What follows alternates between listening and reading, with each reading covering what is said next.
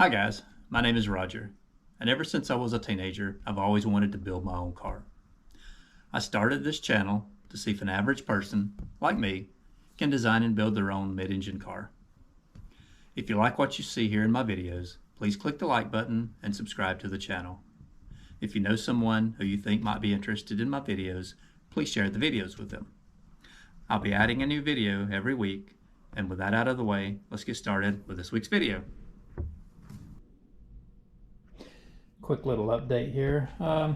Just tack welded these two tubes in here. See where they run from the front of the gear shifter up to the firewall. And these are for the floor of the car to weld into. The floors will weld in solid. The piece here will bolt in from underneath and be removable for access to all the plumbing in this center. Back here between the seats will also be welded in solid under the seats, back underneath the gas tank, but the center, I'm not quite sure how wide yet, at least 6, probably 8 inches wide, will be an access panel that bolts from underneath and is removable all the way back to the engine for access to all of the plumbing. And you can see these tubes. I drilled a hole here with a hole saw, and then I slotted these tubes with a table saw, and that creates an access tunnel for this tubing to run out in. You can see the tubing coming out of the hole here, and it'll run forward. And I've got 2 drill holes in this aluminum piece for the tubing to continue on forward. I know there'll be at least 3 holes in that tube for the tubing to go further forward, and possibly 4. I'm not sure about the 4th tube yet, if I'm going to go over that tube or through that tube, but it'll be one of the other. Let's see. Also today I received in the mail a second steering column, and I believe with the universal joint on that column and the spline inside that is adjustable and the steering column that I already have, that should be enough for me to cut and weld and splice these together and make a steering column to fit this car. I think I have everything I need. I've just got to figure out exactly how I'm going to do it. And I think that's the next thing I'm going to start working on. So you'll see me cutting and splicing and trying to get the steering column put together and where it works correctly. So let's get started doing that.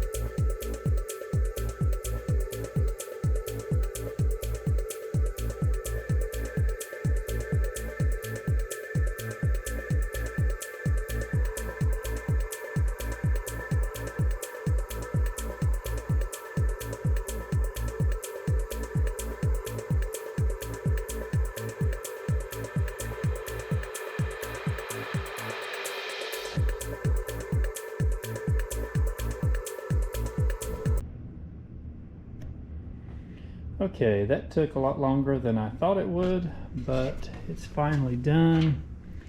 Get this out of the way. The steering column is in, or it's attached to the steering rack.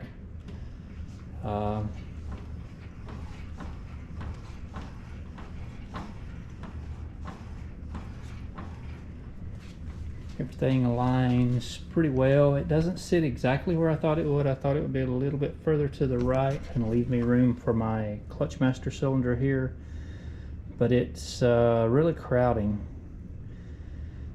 and bumping it sometimes. So I may wind up putting the clutch master cylinder back here and putting a longer extension to get to the pedal. Not quite sure yet. The only thing I'm sure of is I am tired and I am finished for today. And this is a pretty big accomplishment. Got a lot done today and pretty happy with everything so far. So we will work on something else tomorrow.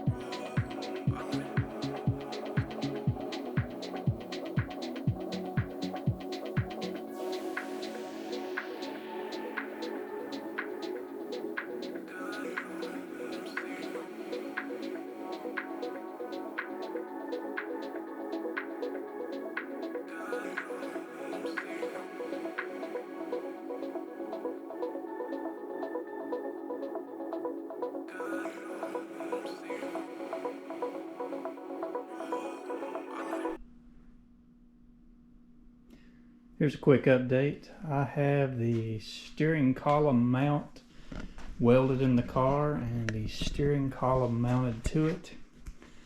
Been setting in it, test fitting it, see what it feels like, and I believe I've got it in the exact right position. But if not, I have left some room. I've got some slots here for some repositioning. The back holes are drilled straight through and the front has slots, but can be moved if it needs to, but I think it is correct. I've had me and my wife both sit in the car. She's pretty short, slid the seat way up, and the steering column, the power column, moves in and out and up and down. She can get in a comfortable position. I can get in a comfortable position, and there's still a little bit of extension left on the power column for people that are taller than me. So feels correct to me. I think I'm going to leave it there. I also have finished the mount here for the gear shifter, and the same as the steering column, I am bolting it together, and it'll have a series of holes. I can move it later if I need to, but I believe it's in the correct position. The bottom two pieces of the mount will weld in solid to the car, and the top section where the gear shift mounts to and the cables mount to will be able to move forwards or backwards. But that is what I have finished here tonight, and just wanted to give you a quick update.